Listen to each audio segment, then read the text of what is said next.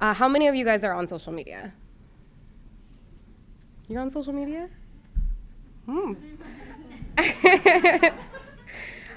So I'm not going to talk a whole lot. This is not going to be a social media 101. I'm not going to teach you how to use Facebook or Twitter or any of these things. If there are any of you who need that kind of help, feel free to come up to me after this. But I want to spend a few minutes just talking to you guys about how to use social media to tell your story. So a couple of the points are going to be similar to what you've heard from Rachel and Aaron earlier about just knowing how to really tell your story, knowing who your audience is, but just with a focus on doing that using your social media. Okay, so what is brand advocacy? So a brand advocate is a person who speaks up in favor of a cause he or she is passionate about. So you might be more familiar with brand advocacy when it comes to kind of consumer brands, things that you buy. Your favorite toilet paper, your favorite kind of frozen pizza, but you can be a brand advocate for a cause that you're really, really passionate about. Really, you guys are the biggest and best ambassadors we have for the campaign. Even if you don't have a following like, let's say, Stephen Curry, 1 million plus Twitter followers, he can only do so much for us. You guys can do so much more. So let's talk about the importance of having brand advocates. One of the key things that you guys have is passion. You guys don't do this because, you're being paid to or because, somebody told you had to do it. You're doing it because you want to do it. You want to support the fight against malaria. So that passion is really, really important.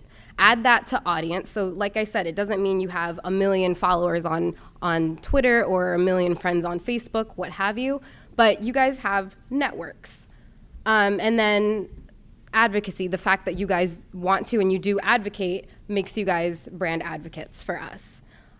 So 92% of people are more likely to trust a brand or trust a cause if an advocate tells them about it versus a spokesperson. A lot of times spokespeople might be paid or have other reasons to support a cause, but you guys, like I said, are doing it because you're passionate about it. So when you go to somebody else and say, I support Nothing But Nets because XYZ, tell your story, they'll believe you and they'll be more likely to support the cause or, just want to learn more information about it because you're genuine. You're coming to them with a genuine story. This is how I feel about Nothing But Nets. This is how I came across it. This is why I support it. So true influence drives action, not awareness. So going back to you guys being advocates and not, just a head figure, a spokesperson, you guys have more power than you probably think. Stephen Curry, I keep using this example, his 1 million plus Twitter followers are great. We can let him send out a tweet for us, and that causes, masses to become aware of what we do. It spreads awareness, but you guys are the ones telling your story to your networks. You guys are the ones that are gonna spur people to take action, and that's what's more important. So social media makes advocating for a cause easier than ever. That's kind of self-explanatory. Now you don't have to necessarily, go to different churches or what have you and talk to every single person. You don't have to take all of that time if you don't want to. You can get on your Facebook page and say, hey, 400 Facebook friends that I have, this is a cause I really care about it and and you should care about it too. It's so easy to reach a large number of people with just a small amount of effort on social media. So I'm just going to give you a couple of tips on what you guys can do, how you guys can create some content that will help you tell your story on social media. So Aaron talked about this in his meeting, just in his session. Be authentic, use your own voice. A lot of times we'll give you guys, sample social media that you guys can put out. But what I love to see is when you guys use the social, but you kind of make it your own. You tweak it a little bit so that it fits your voice and your personality. That's really important because it sounds more genuine and people are more likely to say, okay, this person really cares about this cause. I'm going to pay a little bit more attention. Be consistent. So the next two, quality over quantity and then post often, kind of contradict one another, but I'll explain a little bit. So with anything you do, you want to make sure you just have the best quality of content that you can put out there. Nobody wants to read trash, you know? So quality is really, really important, more so than just spamming your followers with different messages, you know? But you also want to post often enough about something that you care about so that people see it. You know, a lot of times, especially when you're using something like Twitter or Instagram where the feed moves really fast, your messages can get lost. So you definitely want to talk about something more than once, especially if you want somebody to take action or pay attention. So tag people whenever you can. Here's an example, Great Summit with @NothingButNets team. A lot of that is just really helpful because one, people who are in your networks that see your tweet can click on whoever it is that you tag and learn more about it. So if it's Nothing But Nuts that you're tagging, they can click and learn more about what we do from our page that they would go to. It also helps me keep track of what you guys are doing because I can, see when you guys mention me or when you guys use a hashtag that we've offered. I can follow those hashtags and see what you're doing and retweet, get more eyes on your stuff using our network as well. And then engage with your audience. You never just want to push content out.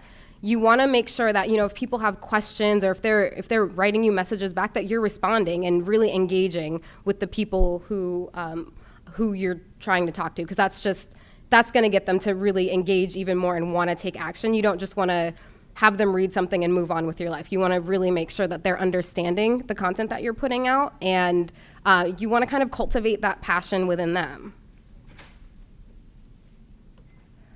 So tell your story. You guys know what that is. We've had plenty of sessions today about the importance of telling your story. So make sure you do it on social media. It's easy. Everything that you guys practice today in your session, do it. Learn how to do it to make that pitch tweet size or Facebook message size. But be sure to tell your story to your networks and let them know how you got involved with the campaign. Know your audience. Rachel just talked about this. You need to know who you're talking to. It'll help you decide what kind of content to push out, what kind of content they might respond to or react to. The next two are kind of tied together. So you want to make sure you're sharing unique content, or one of Aaron's words are, sticky content.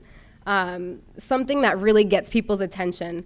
And you don't want to get lost in the noise. So that means, there's a lot of stuff on social media that is ridiculous. I'm sure you guys can, look at your Facebook feed or your Twitter feed and see videos of cats doing really cute things and just all kinds of nonsense. So you want to make sure that you're engaging in a way on social media that you're not getting lost in the noise. Sometimes it's as simple as putting up a really, vivid image and then having your message along with it. But then there are other ways, like having a video or something like that is not typical, something that gets people's attention.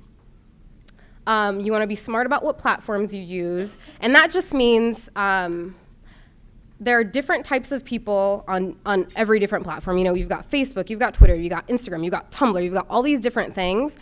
Pick one and be consistent with it. Whatever speaks to you, whatever you can use to express yourself the best, use it and do you. So if you love making Vine videos, if that's the best way that you can tell your story about Nothing But Nuts and your passion and share your passion about the campaign, then use Vine. If you like to do it through imagery, use Tumblr. So just choose your platform wisely.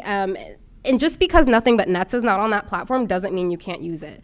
We're very big with Facebook and Twitter, but we love to see, people engaging on other platforms. But just, let us know that you're doing it so that we can follow it and help share it.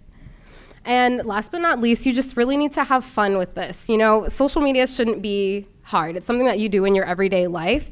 So marrying it with your story, your Nothing But Nuts story, shouldn't be effort. You should be able to use social media as an extra tool to help you advocate for the campaign.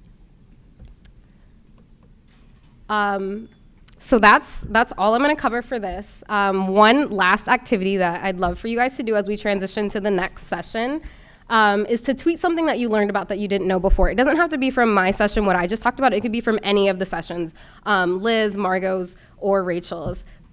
Tweet something, anything that you didn't know before, and make sure you use the hashtag Champion Summit, and I'll be sure to retweet you.